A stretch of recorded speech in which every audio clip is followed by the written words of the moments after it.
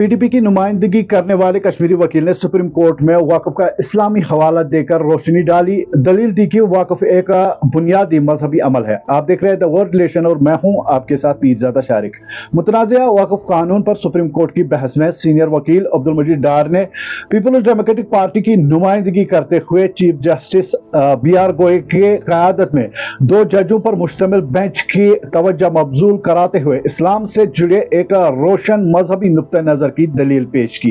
इस मामले में अदालत उज़्मा में जम्मू और कश्मीर के सीनियर एडवोकेट डार ने दलील दी कि वक्फ सिर्फ एक कानूनी फ्रेमवर्क नहीं है बल्कि इस्लाम में एक गहरा मजहबी फरीजा है।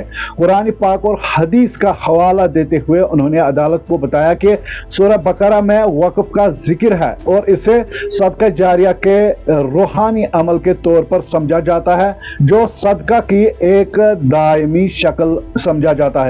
वक्फ एक अरबी लफ्ज है। उन्होंने इसकी इस्तिलाह समझाई और कहा कि वक्फ एक अरबी इस्तिलाह है जिसका माने हमार रखना और वक्फ करना। डार ने इस्लामी अमल में इसकी बुनियादी अहमियत पर जोर देते हुए वजाहत की है कि ये एक ज़रूरी मजहबी रिवायत है जो ईमान के रूहानी और समाजी ताने बाने से जुड़ी हुई है। ये 622 ईस्वी में मदीना हिजरत के बाद रसूल सल्लल्लाहु अलैहि वसल्लम ने खुद वक्फ को इदारा बताया जहां उन्होंने गैरा खजूर के बागात को अवामी फायदे के लिए वक्फ करने का हुक्म दिया जिससे वक्फ का आगाज हुआ।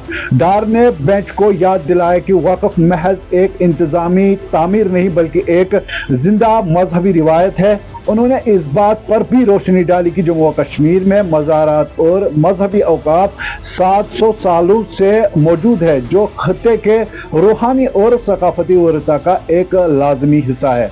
और एडवोकेट डार ने खबर रसा एजेंसी को मजीद तफसीलात देते हुए बताया कि सुप्रीम कोर्ट बेंच की ने इस्लामी तारीख के हवालों के जरिए वक्फ के तस्वुर को रोशनास कराने पर इनकी तारीफ की। अब तवक्का यह है कि अदालत अपना फैसला सुनाएगी और इस बात की भी तवक्का की जा रही है कि बेंच वक्फ कानून के कुछ मुतनाज़ा दफात पर रोक भी लगा सकती है। वजह रहे कि ये कानून वक्फ तरमीमी बिल जो है पार्लियामेंट में पेश किया गया और उसके बाद कई जमातों ने इसके लिए अदालत उज़्मा का दरवाजा खटखटा।